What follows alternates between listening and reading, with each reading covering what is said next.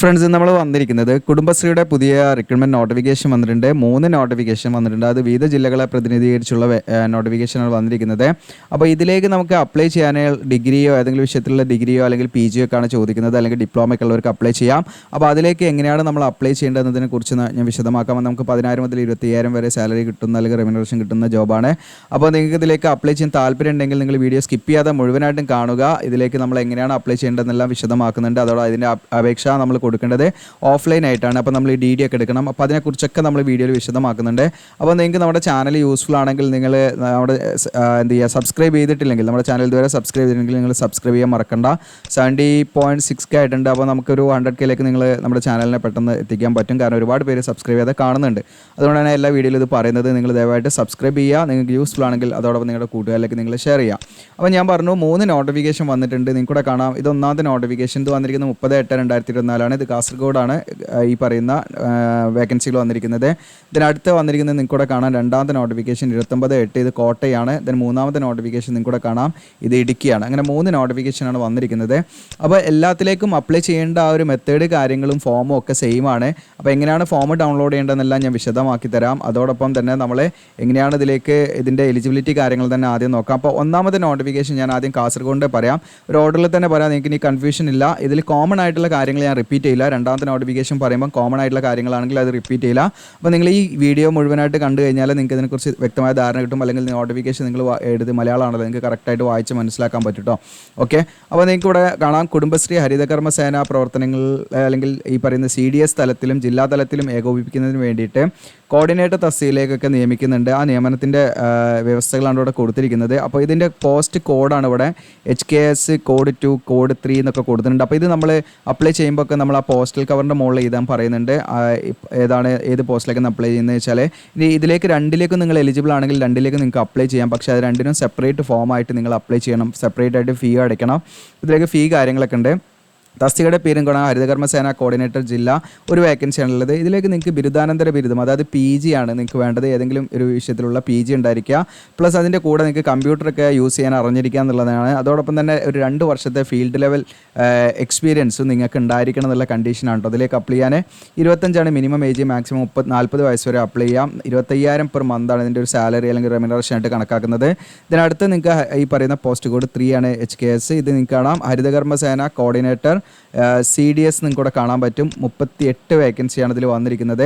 ഇതിലേക്ക് നിങ്ങൾക്ക് ബിരുദം ജസ്റ്റ് നിങ്ങൾക്ക് എന്താണ് ഒരു ഡിഗ്രി, എനി ഡിഗ്രിയാണ് ഉദ്ദേശിക്കുന്നത്. ഏതെങ്കിലും വിഷയത്തിലുള്ള ഡിഗ്രിയോ ഇനി അതല്ലെങ്കിൽ ഏതെങ്കിലും ഡിപ്ലോമ ഉണ്ടെങ്കിൽ നിങ്ങൾക്ക് ഇതിലേക്ക് അപ്ലൈ ചെയ്യാൻ പറ്റും. അതോടൊപ്പം തന്നെ നിങ്ങൾക്ക് അതിൻ്റെ കൂടെ കമ്പ്യൂട്ടറിലുള്ളൊരു നോളജ് ഉണ്ടായിരിക്കണം. ഈ ഒരു പോസ്റ്റ് നമ്പർ കോഡ് അല്ലെങ്കിൽ കോഡ് 3ലേക്ക് അല്ലെങ്കിൽ ഈ പറയുന്ന ഹരിതകർമ്മ സേന കോർഡിനേറ്റർ CDSലേക്ക് സ്ത്രീകൾക്ക് മാത്രമേ അപ്ലൈ ചെയ്യാൻ പറ്റുള്ളൂ കേട്ടോ. പുരുഷന്മാർക്ക് ഇതിലേക്ക് അപ്ലൈ ചെയ്യാൻ പറ്റില്ല.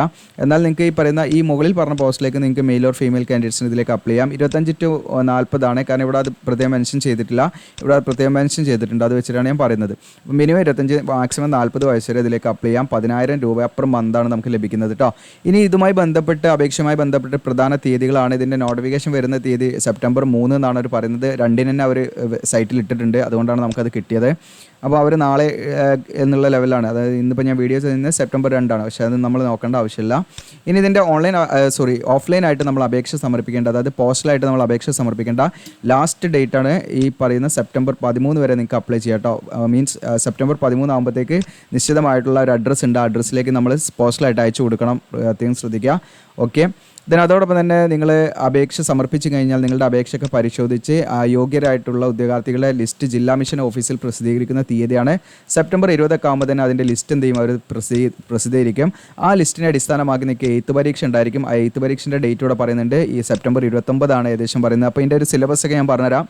ഓക്കെ, അപ്പോൾ സെപ്റ്റംബർ 29 ആണ് 8th പരീക്ഷ. ഏകദേശ ഡേറ്റുകളാണ്, ചിലപ്പോൾ അങ്ങോട്ട് കിടക്ക് മാറാം. 8th പരീക്ഷ ക്വാളിഫൈ ചെയ്താൽ നിങ്ങൾക്ക് ഇൻ്റർവ്യൂ ഉണ്ടായിരിക്കും. അതിൻ്റെ നിങ്ങൾക്ക് ഒരു ഒക്ടോബർ 7 ഉണ്ടായിരിക്കും. അപ്പോൾ അതാണ് ഇമ്പോർട്ടൻറ്റ് ഡേറ്റ് ഈ ഒരു നോട്ടിഫിക്കേഷനോട് ബന്ധപ്പെട്ട്. ഇനി അപേക്ഷ സമർപ്പിക്കേണ്ട വിധം, ഇതിൻ്റെ അപേക്ഷ ഫോം ഉണ്ട്. അത് ഞാൻ കാണിക്കാം എങ്ങനെയാണ് ഡൗൺലോഡ് ചെയ്യേണ്ടതെന്ന് വീഡിയോയുടെ മറ്റൊരു ഭാഗത്ത് കാണിക്കാം. ഈ പറയുന്ന 3 നോട്ടിഫിക്കേഷനിലേക്ക് അപ്ലൈ ചെയ്യാൻ ഒരു ഫോർമാറ്റ് തന്നെയാണ്, ഒരൊറ്റ ഫോം എന്നാണ് ഉള്ളത്. അപ്പോൾ ഓൺലൈൻ അപേക്ഷയുടെ ഓഫ്ലൈൻ ആയിട്ട് നമ്മൾ പോസ്റ്റലായിട്ട് അയച്ചു കൊടുക്കേണ്ട ഡേറ്റ് ഞാൻ പറഞ്ഞു സെപ്റ്റംബർ 13 എന്ന് പറഞ്ഞു.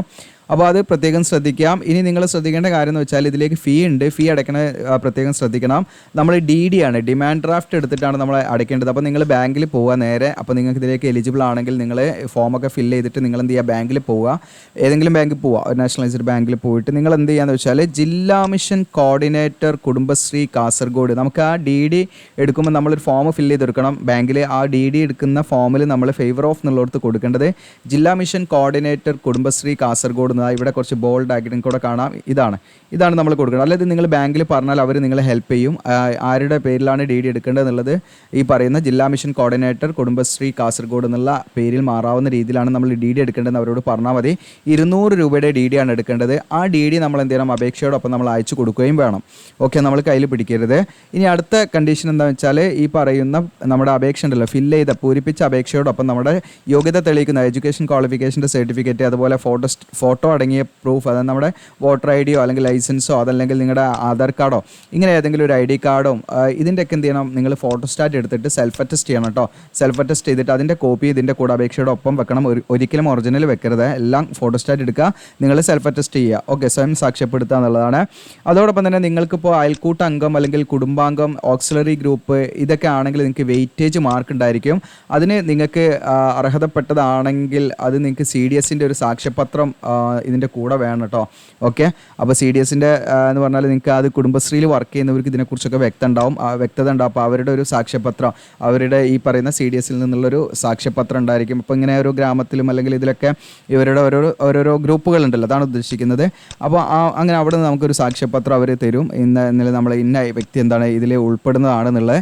അതുമ്പാടെ നിങ്ങൾ എന്ത് ചെയ്യണം, വാങ്ങിയിട്ട് ഇതിൻ്റെ കൂടെ വെക്കുകയാണെങ്കിൽ നിങ്ങൾക്ക് എന്ത് കിട്ടും, നിങ്ങൾക്ക് നിശ്ചിതമായുള്ളൊരു വെയിറ്റേജ് ഉണ്ടാവും കേട്ടോ. അതായത് വെയിറ്റേജ് എന്ന് പറഞ്ഞാൽ നിങ്ങൾ ഇപ്പം ഫോർ എക്സാമ്പിൾ എക്സാം എഴുതി നിങ്ങൾക്ക് നിശ്ചിതമായിട്ടുള്ളൊരു മാർക്കും പാട് അതിലേക്ക് ആഡ് ചെയ്ത് തന്നാൽ നിങ്ങളുടെ റാങ്ക് കുറച്ചും കൂടെ മുകളിലേക്ക് പോകും. അങ്ങനെയുള്ളൊരു പ്രിഫറൻസ് നിങ്ങൾക്ക് കിട്ടുന്നുള്ളതാണ്, ഒരു മുൻഗണന നിങ്ങൾക്ക് കിട്ടുന്നുള്ളതാണ്. നിങ്ങൾ പ്രത്യേകം അങ്ങനെ ഉണ്ടെങ്കിൽ പ്രത്യേകം ആ ഒരു സാക്ഷ്യപത്രം പാട് നിങ്ങൾ എന്ത് ചെയ്യണം, അതിൻ്റെ കൂടെ വെക്കണം എന്നുള്ളതാണ്. പിന്നെ നമ്മുടെ DDയും വെക്കണം. ഓക്കെ, ഇത്രയും കാര്യങ്ങളാണ് ചെയ്യേണ്ടത്, നമ്മൾ അപേക്ഷിക്കുമ്പോൾ ശ്രദ്ധിക്കേണ്ടത്. പിന്നെ നിങ്ങൾ പ്രത്യേകം ശ്രദ്ധിക്കേണ്ടത് ഇവിടെ ഈ പറയുന്ന അപേക്ഷ സമർപ്പിക്കുമ്പോൾ നൽകുന്ന നമ്മുടെ പോസ്റ്റൽ കവർ ഉണ്ടാവുമല്ലോ, നമ്മളൊരു പോസ്റ്റൽ കവറിലിട്ടിട്ടാണല്ലോ അപേക്ഷിക്കുക. അപ്പോൾ അപേക്ഷിക്കുന്ന സമയത്ത് ആ കവറിന് മുകളിൽ നിങ്ങളിതാ ഒന്നെങ്കിൽ ഏതിപ്പോൾ HKS കോഡ് ഈ പറയുന്ന പോസ്റ്റിലേക്കാണ്, ഒന്നാമത്തെ പോസ്റ്റിലേക്കാണെങ്കിൽ നിങ്ങൾ HKS കോഡ് 2 എന്നും, രണ്ടാമത്തെ പോസ്റ്റിലേക്കാണ് അപ്ലൈ ചെയ്യുന്നതെങ്കിൽ നിങ്ങൾ HKS കോഡ് 3 എന്നും നിങ്ങൾ പ്രത്യേകം അതിൻ്റെ മുകളിൽ എഴുതണം കേട്ടോ.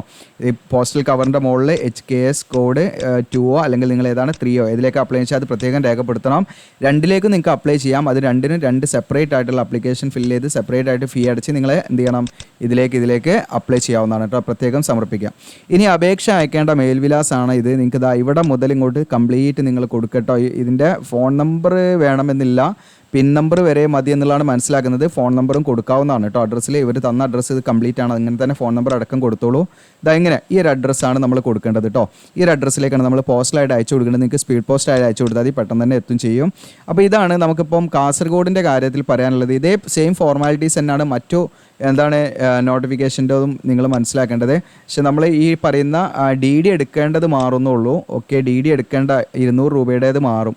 ഓക്കെ, അത് ഞാൻ പറയാം. അപ്പോൾ അതിന് മുൻപ് അടുത്തത് നിങ്ങൾക്ക് കോട്ടയത്തിൻ്റെ ആണ്. കോട്ടയത്തിൽ നമുക്ക് എത്ര വേക്കൻസി ഉണ്ട് നോക്കാം. നമുക്ക് കോട്ടയത്തിൽ ഈ പറയുന്ന ഹരിതകർമ്മസേന കോർഡിനേറ്ററിൽ ഒരു വേക്കൻസിയും ഹരിതകർമ്മസേന കോർഡിനേറ്റർ CDSൻ്റെ 71 വേക്കൻസി ഉണ്ട് കേട്ടോ. അപ്പോൾ നേരത്തെ ഞാൻ കാസർഗോഡിൻ്റെ പറഞ്ഞ അതേ യോഗ്യത തന്നെയാണ് ഇവിടെയും വരുന്നത്. വേറെ യാതൊരു വ്യത്യാസവും ഇല്ല. ഏജ് ലിമിറ്റ് സെയിം ആണ്, സാലറി സെയിം ആണ്, എല്ലാം സെയിം ആണ് കേട്ടോ. ഇതിലൊന്നും വ്യത്യാസമില്ല. അതുകൊണ്ട് ഞാൻ വീണ്ടും റിപ്പീറ്റ് ചെയ്യേണ്ട ആവശ്യമില്ലാന്ന് തോന്നുന്നു. പിന്നെ നിങ്ങൾ പ്രത്യേകം ശ്രദ്ധിക്കേണ്ടത് എന്താണെന്ന് വെച്ചാൽ ആരുടെ പേരിലാണ് DD എടുക്കേണ്ടതെന്ന് വെച്ചാൽ നിങ്ങൾക്കിവിടെ കാണാം ജില്ലാ മിഷൻ കോർഡിനേറ്റർ കുടുംബശ്രീ കോട്ടയം എന്നാണ് കേട്ടോ. ഓക്കെ, അപ്പോൾ ഈ ഒരു പേര് നിങ്ങൾ പ്രത്യേകം ശ്രദ്ധിക്കുക. ഏതിലേക്കാണോ നിങ്ങൾ അപ്ലൈ ചെയ്യുന്നതെന്ന് വെച്ചാൽ നിങ്ങൾ അതത് ജില്ലാ മിഷൻ്റെ ആ ഒരു പേരിലായിരിക്കണം എടുക്കേണ്ടത്. അത് നിങ്ങൾ ബാങ്കിൽ പറഞ്ഞാൽ അവർക്ക് അതിനെക്കുറിച്ച് ധാരണ ഉണ്ടാവും, അവർ ചെയ്തു തരും കേട്ടോ.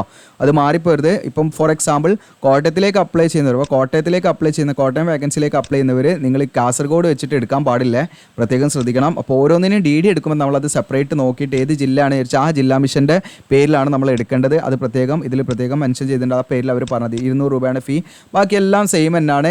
പിന്നെ അപേക്ഷ നൽകേണ്ട അവസാന തീയതി 13/9, അതായത് സെപ്റ്റംബർ 13 തന്നെയാണ്. ഇതിലൊന്നും ഡേറ്റ് ഒന്നും ഇല്ല, മീൻസ് ഡേറ്റിലൊന്നും മാറ്റമില്ല. എല്ലാത്തിനും സെയിം ലാസ്റ്റ് ഡേറ്റ് തന്നെയാണ്. കാസർഗോഡ് ആണെങ്കിലും കോട്ടയം ആണെങ്കിലും ഒക്കെ സെയിം ഡേറ്റ്. അപേക്ഷയുടെ അവസാന തീയതി 13/9/2024. നിങ്ങൾക്ക് എന്തെങ്കിലും ഡൗട്ട് ഉണ്ടെങ്കിൽ വേണമെങ്കിൽ വിളിച്ച് അന്വേഷിക്കാവുന്ന നമ്പറൊക്കെ ഇതിൽ കൊടുത്തിട്ടുണ്ട് വേണമെങ്കിൽ കേട്ടോ. ഓക്കെ, പിന്നെ ഇത് അയച്ചു കൊടുക്കേണ്ട വിലാസം ഇവിടെ കൊടുത്തിട്ടുണ്ട്, നിങ്ങൾക്ക് ഇവിടെ കാണാൻ പറ്റും. ജില്ലാ മിഷൻ കോർഡിനേറ്റർ തുടങ്ങിയിട്ട് നിങ്ങൾക്ക് കാണാം, കുടുംബശ്രീ ജില്ലാ മിഷൻ ജില്ലാ പഞ്ചായത്ത് ഭവൻ കോട്ടയം 2. ഓക്കെ, എന്ന വിലാസത്തിലാണ് നമ്മൾ എന്ത് ചെയ്യേണ്ടത്, അയച്ചു കൊടുക്കേണ്ടത് കേട്ടോ. അതാണ് അതിൻ്റെ അഡ്രസ്സ്.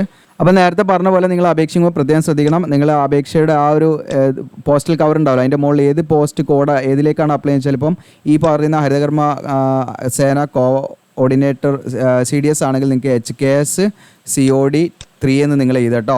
ഓക്കെ, അപ്പോൾ അതൊക്കെ പ്രത്യേകം ശ്രദ്ധിക്കുക. നേരത്തെ പറഞ്ഞ പോലെ തന്നെ കംപ്ലീറ്റ് കാര്യങ്ങളൊക്കെ പ്രോപ്പറായിട്ട് തന്നെ നിങ്ങൾ ചെയ്യുക. പിന്നെ എന്തൊക്കെയാണ് ഡോക്യുമെൻറ്റ്സ് വേണ്ടതെന്നൊക്കെ ഞാൻ ഈ പറയുന്ന നമ്മുടെ കാസർഗോഡിൻ്റെ വീഡിയോയിൽ പറഞ്ഞിട്ട് അതേ സെയിം കാര്യങ്ങളൊക്കെ തന്നെയാണ് ഇതിനും വേണ്ടത് കേട്ടോ. നിങ്ങൾക്ക് ഏതെങ്കിലും കുടുംബശ്രീ അല്ലെങ്കിൽ അതിൻ്റെ മറ്റു വിവിധ ഗ്രൂപ്പുകളിൽ നിങ്ങൾ അംഗമാണെങ്കിൽ അത് തെളിയിക്കുന്നതിനുള്ള ആ ഒരു സാക്ഷ്യപത്രം ഉണ്ടെങ്കിൽ നിങ്ങൾക്ക് നിശ്ചയമുള്ള ഒരു മുൻഗണന ഉണ്ടായിരിക്കും. അപ്പോൾ അത് മാക്സിമം നിങ്ങൾ അങ്ങനെയുള്ള സാക്ഷ്യപത്രം, അതായത് CDS നിങ്ങൾ ഉണ്ടാക്കിയെടുക്കണം എന്നുള്ളതാണ് കേട്ടോ. ഇനി അടുത്ത് ഞാൻ പറയാൻ പോകുന്നത് നമ്മുടെ ഇടുക്കീൻ്റെ ആണ്. ഇടുക്കീൻ്റെ നിങ്ങൾക്ക് കൂടെ കാണാൻ പറ്റും, ഇതിൻ്റെ സെയിം പോസ്റ്റ് തന്നെയാണ്, നിങ്ങൾക്ക് കൂടെ കാണാൻ പറ്റും. ക്വാളിഫിക്കേഷൻ ഞാൻ വീണ്ടും റിപ്പീറ്റ് ചെയ്യുന്നില്ല. ഓക്കെ, ഒരു വേക്കൻസിയാണ് ഹരിതകർമ്മസേന കോർഡിനേറ്റർ ജില്ലയിൽ വരുന്നത്. മറ്റ് CDSൽ വരുന്നത് 52 വേക്കൻസിയാണ്. ഓക്കെ, ഏജും സാലറിയും ഇതൊക്കെ സെയിം ആണ് കേട്ടോ. ഓക്കെ, പിന്നെ ലാസ്റ്റ് ഡേറ്റും 13/9 തന്നെയാണ്, അതിലൊന്നും മാറ്റില്ല. ഈ പറയുന്ന എന്താ പറയുക, DD എടുക്കേണ്ട ഇതൊന്നും മാറും.